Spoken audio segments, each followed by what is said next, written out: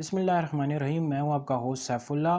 کچھ دنوں پہلے ڈارون کی تھیوری آف ایوولوشن پر اور اسلام اس کے بارے میں کیا کہتا ہے، اس موضوع پر بڑی بحث ہو رہی تھی اور کچھ اس طرح کی بات ہو رہی تھی کہ شاید اسلام تھیوری آف ایوولوشن جیسا ہی کوئی موقف دیتا ہے۔ تو آج کی اس ویڈیو میں آپ کو ایسے لٹریچر کے بارے میں بتاؤں گا، ایسی کتابوں کے بارے میں بتاؤں گا جس میں ڈارون کے نظریہ ارتقاء حیات تھیوری آف ایوولوشن پر اور اسلامک پرسپیکٹیو پر اسلام زندگی کی شروعات کے بارے میں کیا کہتا ہے، اس کے بارے میں آج میں آپ کو لٹریچر کے بارے میں پہلی کتاب ڈاکٹر طاہر القادری کی اسلام اور جدید سائنس۔ اس کتاب میں ڈاکٹر صاحب نے ڈارونزم کے اوپر ایک پورا چیپٹر لکھا ہے اور تفصیل سے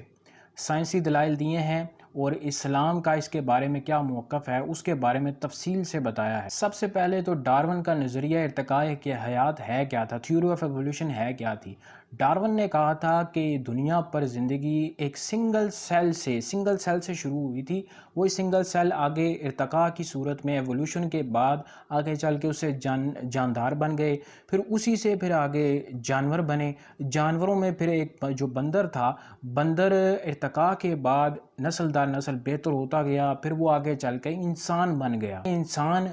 جانوروں سے بنا ہے، اس لیے ڈارونزم اور نیو ڈارونزم کے لوگ یہ کہتے ہیں کہ انسانوں میں اور جانوروں میں کچھ سملیرٹیز پائی جاتی ہیں، یعنی کہ ان کے آرگن سسٹم کچھ ملتے جلتے ہیں، ان کا ریپروڈکشن سسٹم کچھ ملتا جلتا ہے۔ تو اس پر ڈاکٹر طاہر القادری صاحب نے اپنی کتاب کے صفحہ نمبر 423 پر سائنٹیفک دلیل دی۔ انہوں نے کہا کہ ہم جس ایرا میں زندہ ہیں یہ ایرا سینیزوک ایرا ہے، اور سائنسدان یہ کہتے ہیں کہ سینیزوک ایرا میں انسان، جانور اور پرندے اکٹھے ظہور پذیر ہوئے تھے۔ ارتقاء کے حامی لوگ یہ کہتے ہیں کہ نہیں، پہلے جانور بنے تھے، جانوروں کے بعد ارتقاء کے بعد انسان بن گئے اس سے۔ تو ڈاکٹر صاحب نے یہ پہلے کہا کہ سینیزوک ایرا میں سائنسدان یہ کہتے ہیں کہ انسان، پرندے اور جانور اکٹھے ظہور پذیر ہوئے تھے۔ ڈارونزم کے حامیوں کا ایک دلیل یہ دیتے ہیں کہ ایوولوشن اس دور میں اس لیے نظر نہیں آتا کیونکہ یہ بہت ہی سلو پروسیس ہے اور کروڑوں سالوں میں یہ تھوڑا تھوڑا آہستہ آہستہ کر کے ہوتا ہے، اس لیے آج کل یہ نظر نہیں آتا۔ اس پر ڈاکٹر طاہر القادری صاحب نے اسی چیپٹر میں دلیل یہ دی، اگر واقعی ایوولوشن اتنا سلو ہے تو آئس لینڈ میں 1965 میں زلزلے کی وجہ سے ایک سمندر میں ایک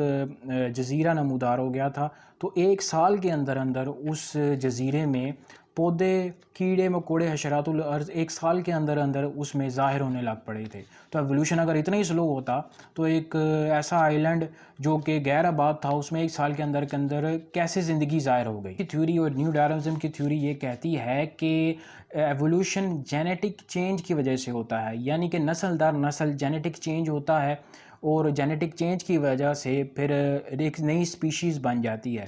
تو ڈاکٹر طاہر القادری نے اسی چیپٹر کے آگے جا کے صفحہ نمبر 428 پر ہی بتایا ہے، دلیل یہ دی ہے کہ جینیٹک چینج پر جو ریسرچ کر رہا تھا سائنٹسٹ، اس کا نام تھا ملر۔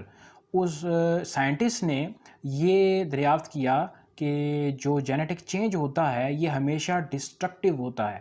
اس میں کنسٹرکشن نہیں ہوتی، کنسٹرکٹیو نہیں ہوتا، یعنی نئی ایک سپیشیز جو جینیٹک چینج کی وجہ سے بنے گی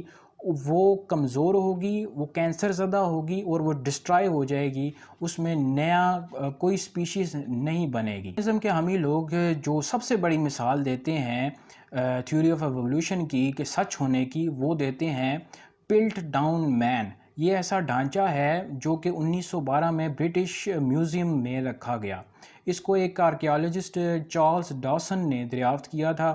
لیکن 1912 میں تو اس کو مان لیا گیا، لیکن جب جدید ٹیکنالوجی سامنے آئی تو جب اس کے اوپر ریڈیو ایکٹیو ویوز کے ذریعے اس کو جانچا پڑتا گیا تو یہ پتہ لگا یہ تو فیک ہے۔ اس کا سر انسان کا تھا اور اس کا جو جبڑا تھا وہ بندروں والا تھا، تو یہ فیک تھا۔ اس کے بعد نبراسکا مین ایک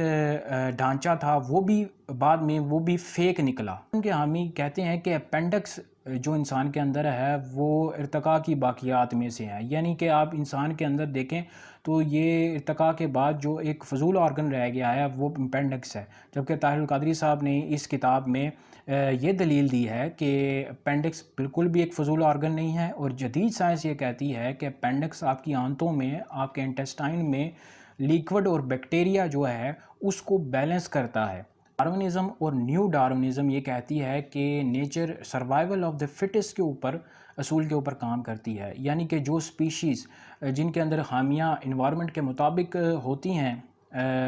وہ نیچر اس کو نکال دیتی ہے ان خامیوں کو، اور جو سپیشیز اڈاپٹ کر لیتی ہے اپنے انوائرمنٹ کو وہ سپیشیز آگے چل پڑتی ہے، جیسے کہ اس نے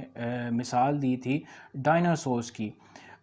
تو اس پر ڈاکٹر طاہر القادری صاحب نے یہ دلیل دی کہ اگر واقعی ایسا ہے تو بہت سی ایسی سپیشیز ہیں جو کہ ماحول کے مطابق اڈاپٹ نہیں کر پاتی، اس کے باوجود بھی ابھی تک زندہ ہیں، جیسے کہ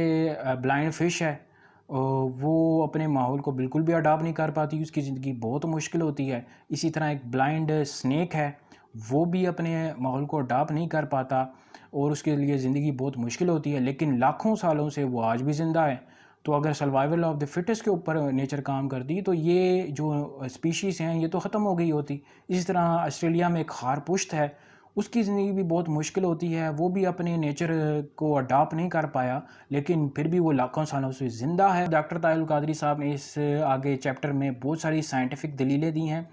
اور بتایا ہے کہ سائنسی انداز میں، اور بہت سارے سائنٹسٹ کے نام بتائے ہیں، بہت سارے سائنٹسٹ ایسے ہیں جن کے نام انہوں نے بتائے ہیں جنہوں نے اس کو کلیتاً ریجیکٹ کر دیا تھا تھیوری آف ایولیوشن کو، کہ وہ سائنسی اصولوں پر پورے نہیں اترے۔ ہم کیا کہتا ہے کہ انسان کیسے وجود میں آیا، کیسے پیدا ہوا، اس کے اوپر ڈاکٹر طاہر القادری نے اسی کتاب کے صفحہ نمبر 493 پر انسان کی کریشن کے اوپر ایک چیپٹر لکھا ہے۔ تو انہوں نے بتایا ہے کہ انسان کیمیکل کمپوزیشن اور کیمیکل ایوولوشن کے ذریعے وجود میں آیا۔ ایوولوشن کو اسلام ریجیکٹ نہیں کرتا، لیکن یہ ایوولوشن اس وقت ہوا تھا جب اللہ تعالیٰ انسان کے خمیر کو بنا رہا تھا۔ تو 7 سٹیپ انہوں نے بتائے ہیں کہ اللہ تعالیٰ نے قرآن مجید میں 7 سٹیپس میں انسان کو بنانے کا اس کی طرف اشارہ کیا ہے۔ سٹیپ آیا کہ تراب یعنی مٹی سے انسان کو بنایا، پھر دوسرے سٹیپ کو کہا ماء یعنی کہ واٹر، اللہ نے فرمایا کہ میں نے انسان کو پانی سے بنایا دوسرا سٹیپ پہ۔ تیسرے سٹیپ پہ فرمایا کہ میں نے انسان کو تین سے بنایا، تین کہتے ہیں مٹی، اور پانی سے جو مٹی بنتی ہے اس کو کہتے ہیں گارا۔ تو اللہ رب العزت نے فرمایا کہ میں نے انسان کو تین سے یعنی کہ گارے سے بنایا، یہ تیسرا سٹیپ تھا۔ چوتھے سٹیپ پہ فرمایا کہ میں نے انسان کو تین لازب سے بنایا، یعنی کہ وہ جو گارا تھا جب وہ کافی اس پر وقت گزر گیا تو وہ گاڑا ہو گیا، وہ چپچپا جو گارا تھا اس پر کافی وقت گزرا۔ اس 5ویں سٹیپ کو کہا سلسال من حماء مسنون، یعنی کہ ایسی مٹی جو کہ old physically and chemically altered mid, جس مٹی پر کافی وقت گزرا ہو اور وہ بودار ہو اور اس پر کافی وقت گزر گیا ہو، یہ تھا 5واں سٹیپ جس کا نام ہے سلسال من حماء مسنون۔ 6ویں سٹیپ پہ اللہ رب العزت نے فرمایا کہ اس نے انسان کو dried and highly purified clay سے سلسائن کل فخار سے بنایا، جو ایسی مٹی جو کہ جو بجنے والی ہو، جس میں سے آواز ہو رہی ہو، جو کہ پیوریفائی ہو گئی ہو، جس میں سے جراثیم نکل گئے ہوں۔ پھر 7واں آخری سٹیپ پہ اللہ رب العزت نے فرمایا کہ میں نے انسان کو سلل من تین یعنی کہ ایکسٹریکٹ آف پیوریفائڈ کلے، یعنی وہ جو مٹی تھی اس کا میں سے جب جراثیم بھی نکل گئے، اس کے اوپر کافی وقت بھی گزر گیا، اس کا ایکسٹریکٹ، اس کا جو جوہر تھا اس کو نکالا۔ تو یہ 7 سٹیپ تھے کہ خمیر تیار کر لیا، اس کے بعد اس اللہ رب العزت نے اس میں روح پھونکی، تو ایسے انسان کی کریشن ہوئی۔ اب یہ پلانٹ ارتھ پہ ہوئی یا کسی اور مقام پہ ہوئی، اس کے بارے میں ہمیں کوئی معلومات نہیں ملتی، لیکن یہ اشارہ ضرور ملتا ہے کہ انسان کو اللہ تعالیٰ نے تخلیق کیا ہے۔ دوسری کتاب ہے ڈاکٹر ہیلوک نور باقی کی، یہ انگلش کتاب ہے verses from the holy Quran and the facts of science. Doctor Haluk Nurbaki Turkish scientist تھے، انہوں نے اس کے اوپر کافی